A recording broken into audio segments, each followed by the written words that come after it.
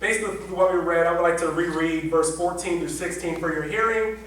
The word of God reads, "And when they had come to the multitude, a man came to him, kneeling down to him and saying, Lord, have mercy on my son, for he is an epileptic and suffers severely, for he often falls into the fire and often into the water. So I brought him to your disciples, but they could not cure him." So today our sermonic topic is faith, don't fail me now. Faith, don't fail me now. Repeat after me. Faith, don't fail me now. Don't fail me now. Faith, don't fail me now. Don't fail me now. Believe it or not, I used to run. I know I don't look like it nowadays, but I used to run.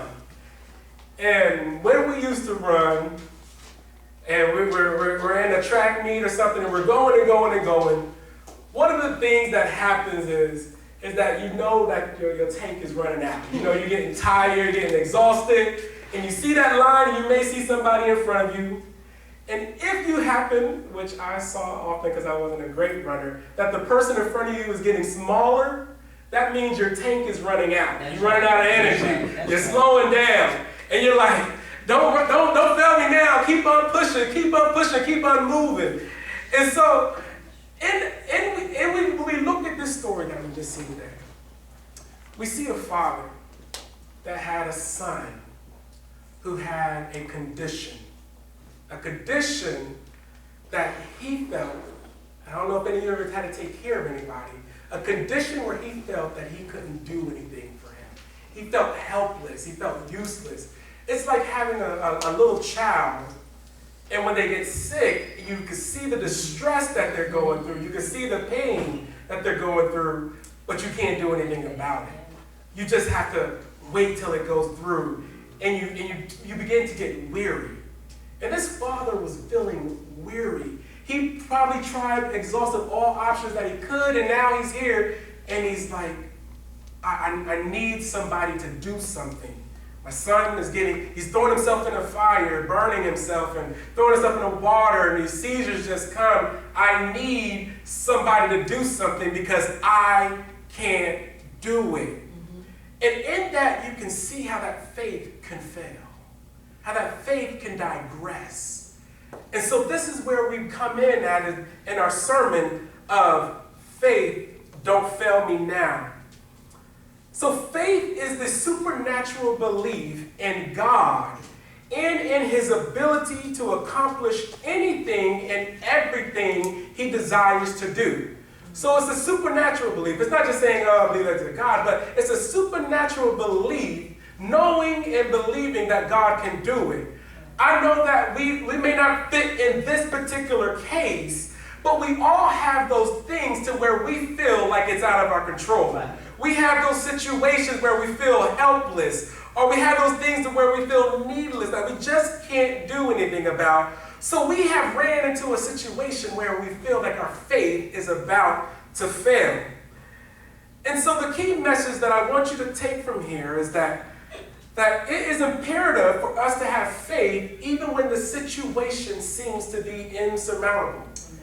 When we feel like it can't go better, that it can't get anywhere, we can't do anything, your faith is still there. How do we accomplish this? We accomplish this by, one, knowing that faith is exercised through our limitations.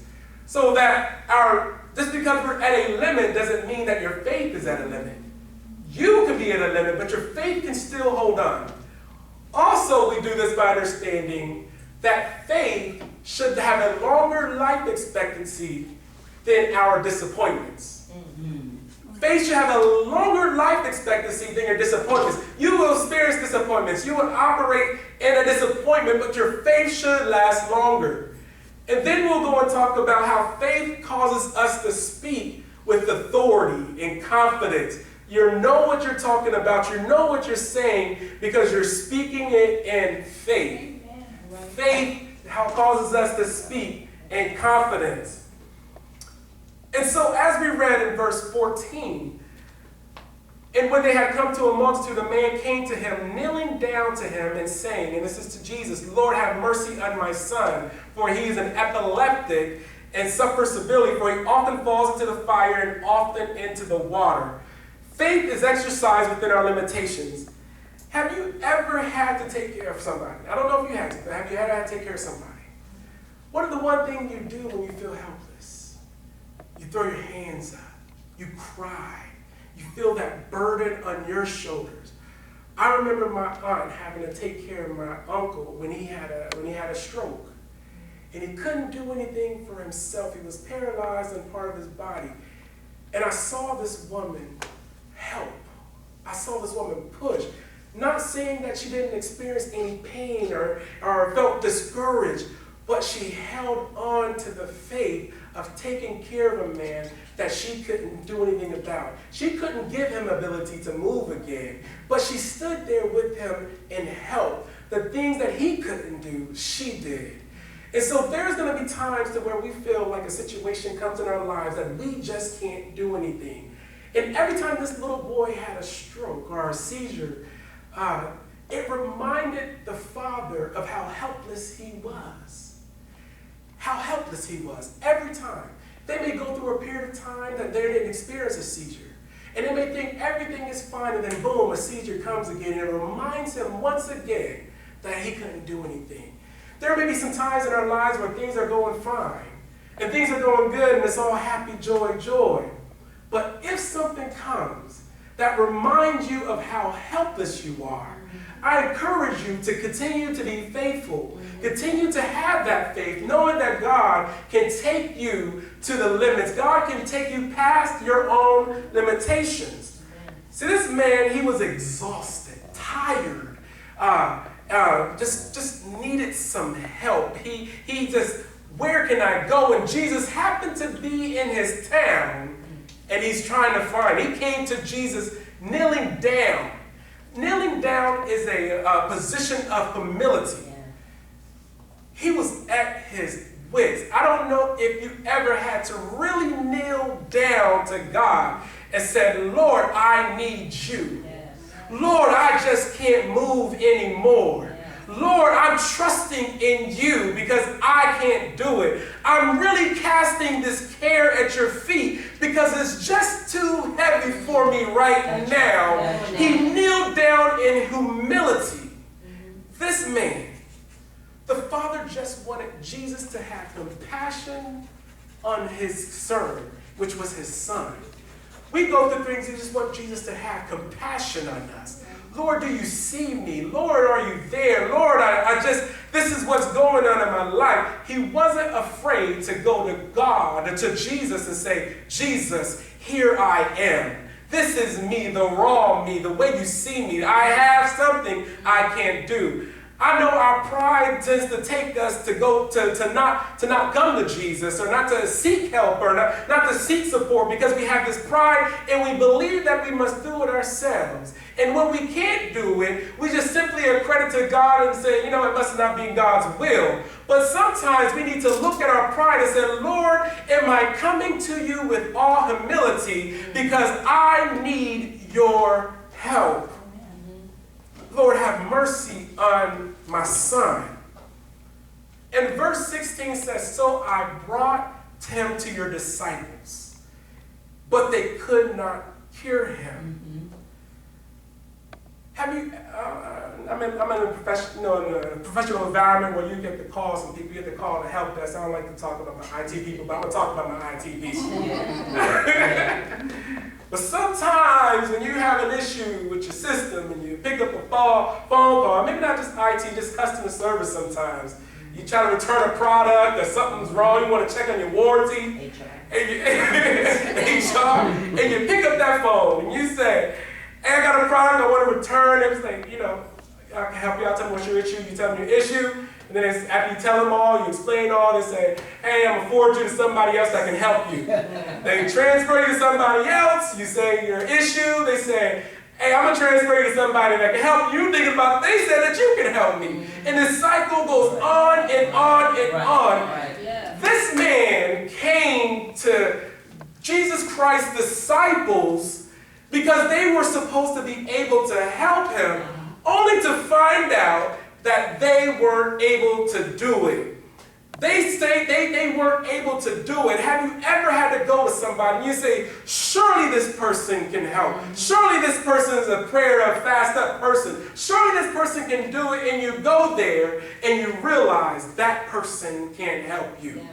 This man looked at these people that followed Christ and said, you know what? They should be able to do what Christ can do when they couldn't. They should be able to say what Christ can say and they couldn't. They couldn't do it. And so yet again, he's standing there in his position of humility, saying he's up to his limit, to find out that he's up against a wall again. Surely he went there knowing that this time someone was going to be able to help him. His faith had to last longer than his disappointment, because he had every opportunity to stop pursuing further because the people in front of him couldn't do it. Yeah. He had every opportunity to say that Christ couldn't do it because the people that followed him couldn't do it. But this man had to saddle up and say, you know what, I'm not giving up. I'm moving forward. I'm not going to let this disappointment stop me. I'm moving on. He could have counted his loss and just left. And sometimes we will experience in our lives this roller coaster effect. This roller coaster effect. Surely when somebody said, hey, Jesus is in town, his hopes went up. Then when he met the people, they couldn't cast out, or they couldn't help his son, the hopes went down. Surely we're going to have that in our lives. But I ask you and I implore you that you depend on Christ, because your faith should last longer than his disappointments. Your faith has to continue on moving and continue on growing. Don't let your faith fail you now when you're so close to your deliverance. Don't let your faith fail you now when you're so close to your blessing. Don't let your faith fail you now when you're so close to your breakthrough. Hold on. Don't let your faith fail you now. And verse 17 says, and then Jesus answered and said, O faithless and perverse generations. I implore you that those are probably terms of endearment. Faithless and perverse generation. How long shall I be with you? How long shall I bear with you? Bring him here to me. Faithfulness and perversions constrains the move of God.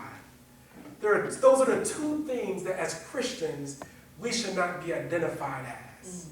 Faithless, people that believe and follow Christ but have no power and no faith. We should not be identified as Christians.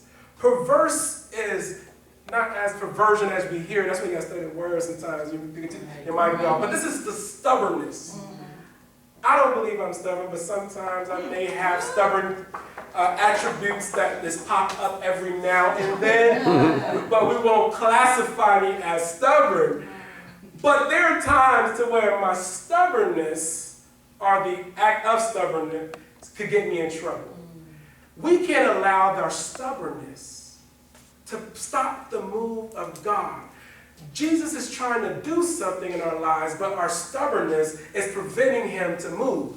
Jesus wants to give you that breakthrough, but we're saying, we're stuck in our ways. We just want to do it this way. We started this route, we're going to finish this route, and God is just telling us just to move a little bit to your right, move a little bit to your left, follow my directions, listen to me, hold on, but our stubbornness won't allow us to do it.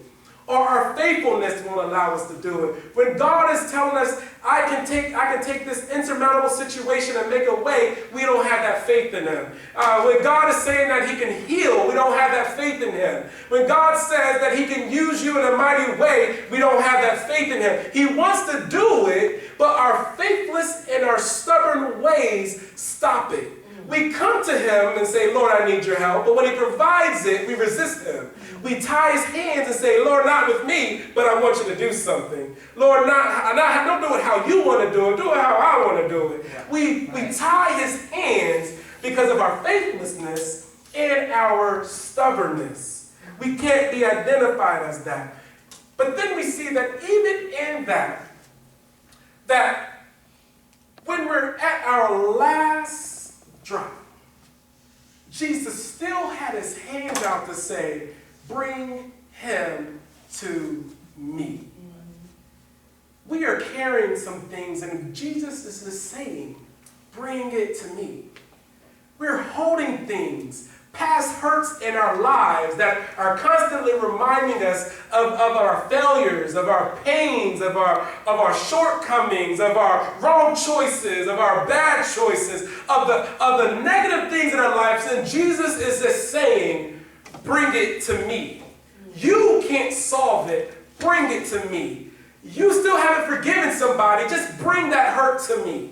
Bring that pain to me. Bring that stubbornness to me. Bring that weight to me. Bring those cares to me. He just wants us to bring it. We just have to carry it to him. Bring it to Jesus.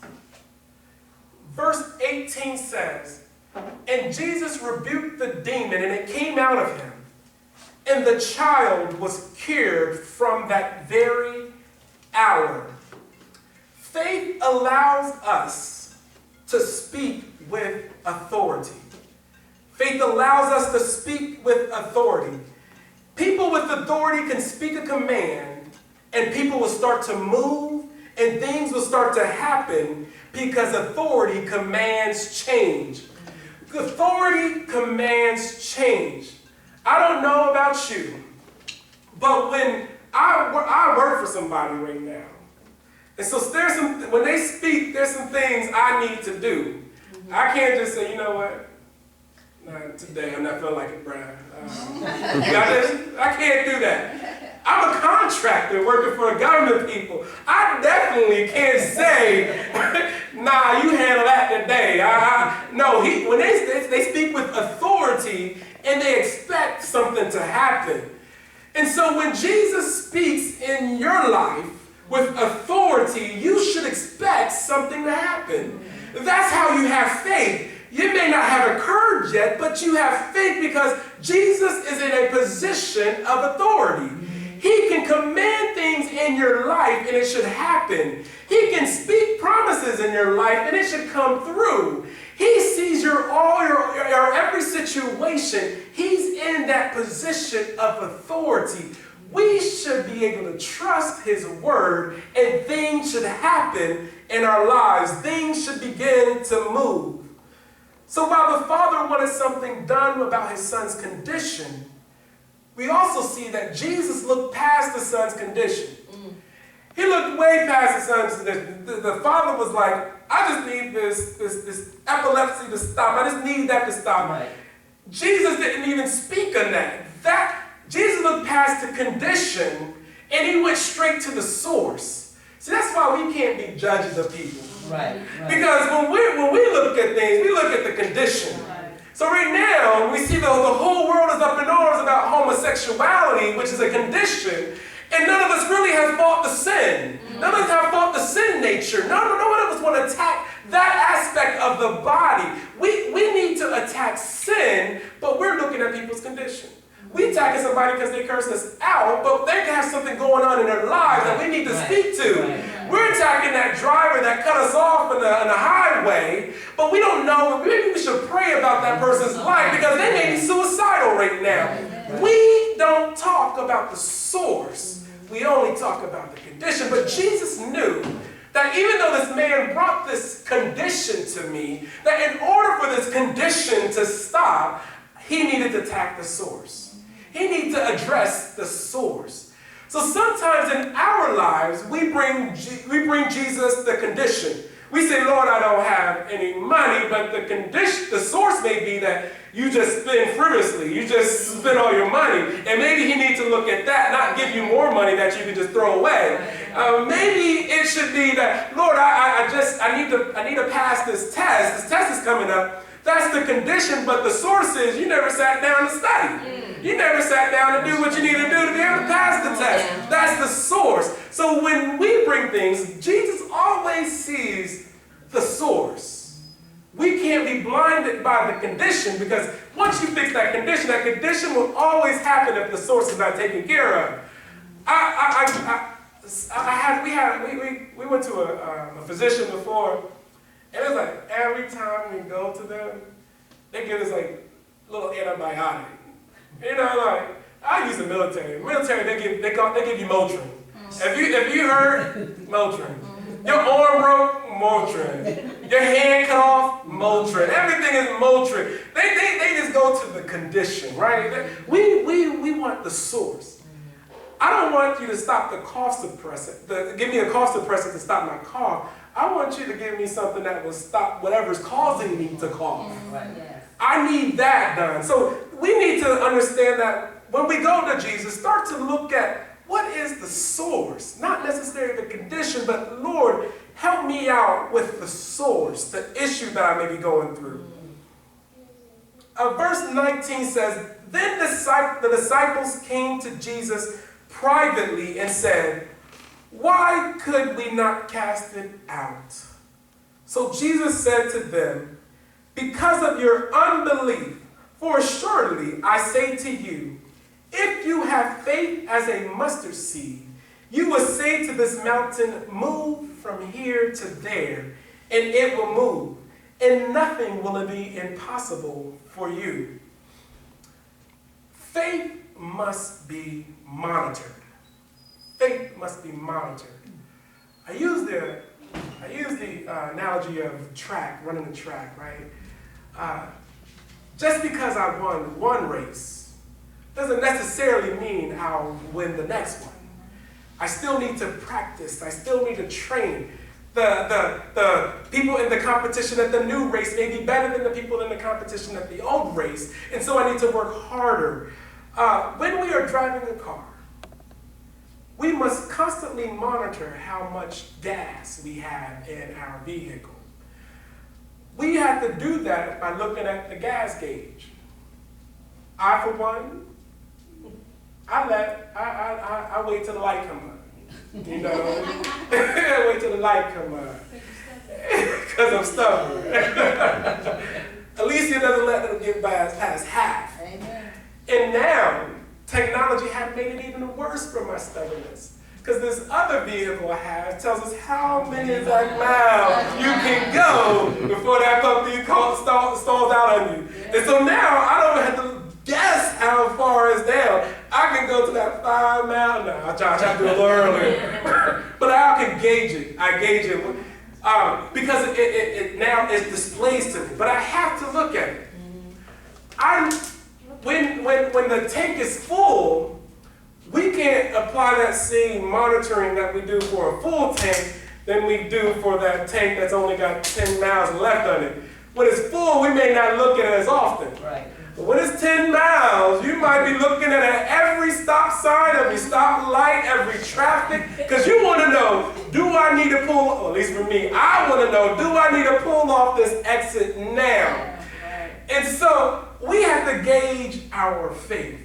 We have to look at, did I deplete my faith? Do I need to increase? Did I let it go too low? Did I get too comfortable in my situation? Did I back up from where I used to be? Am I not full of faith, but now I'm to the point that I don't know if I can make it to the next exit? See, the disciples lacked something that they should have had in abundance. These are the people that walked with Jesus. They saw the miracles. They saw the blessings. They saw the deliverance. They heard him. He taught them directly. Yet he said, you lack faith. You lack faith. You've been with me this whole time. How long do I need to be with you? How long do I need to bear you? You've seen this. I don't know if you've ever, we have kids and y'all have kids in here. When you have to tell your child more than 1 or 2, maybe 20 times the same thing, you're like, how long do I need to be here with you? How long must I bear with you? You should have this by now. You should be able to, I shouldn't have to tell you when the trash is full to dump the trash. I shouldn't have to tell you to pick up your clothes from the floor in your bedroom. I shouldn't have to do that because I've told you plenty of times. But But here, Jesus is like, how many times I have to tell you? How many times I have to do this? We're going through the same thing. You walk with me. You talk with me. But yet, I'm still telling you the same thing. You lack faith. You lack faith. And so they should have had an abundance, but they lacked it. They weren't checking their faith. Sometimes, it is hard. It is hard for us to really trust Jesus when we don't think Jesus can use us. It's hard to trust him and have faith in his move and his work if we don't believe he can do it through us. We would pass somebody off in a heartbeat if they come to, I just need you to pray for, I have a pastor, Pastor JB, he's at Gospel Irish Community Church. We could pass people off, but they needed to use you. The disciples could have been easily ready to say, we tried, Jesus, he's right behind us, go a few lights down, around the corner, past the three-legged dog, you will find him. They had unbelief that Jesus can use them in the same way that Jesus was doing the things that he was doing. We should have faith that Jesus can use us. We gotta have faith that Jesus can make a difference through us. So the unbelief will have believers operating in a position of authority, saying those same commands, and then end up nothing happened. They were given that authority. They knew exactly what to say, but nothing happened. We read our Bibles. We pray every day. We come to church on a regular basis. We go to Bible study. But yet when we speak, nothing happens because we don't have faith. We need to believe what we're reading. We need to believe what we're praying. We need to believe in the power of Jesus Christ so that when we speak in his authority, that things happen, that things change, that God makes a difference, that God can pick us up from the ground, that God can change our situations. And even if he doesn't change our situations, we believe that God can carry us through. Even if he doesn't give us the answer that we want, we trust and believe that the answer that he's given us is the right answer for us, and that is the best for us, and that we can move that way. We can believe in that. And then he talked about this, nothing will be impossible for you faith response. And he used the analogy of this mountain, telling this mountain to move from here to there. And it happened. And so in this, we must be able to, the mountain is not a physical mountain, but the things that are blocking us from moving forward. Blocking the move of God. This mountain that stands in front of us. The mountain is bigger than us. The mountain is wider than us.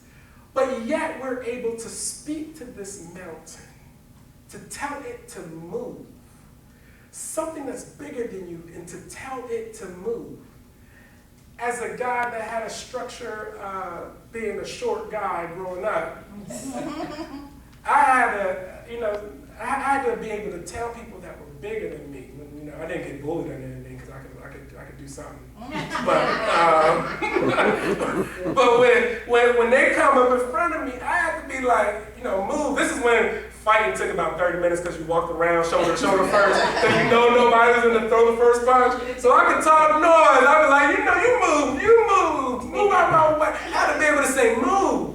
You have to say, move to this person that is in your way. So in our lives, in our situations, we've been able to look at the mountain, not turn our head away and act like it's not there, not turn the blind eye to it like it's not really happening in our lives, but to actually focus in on it, to tell it to move out of my way.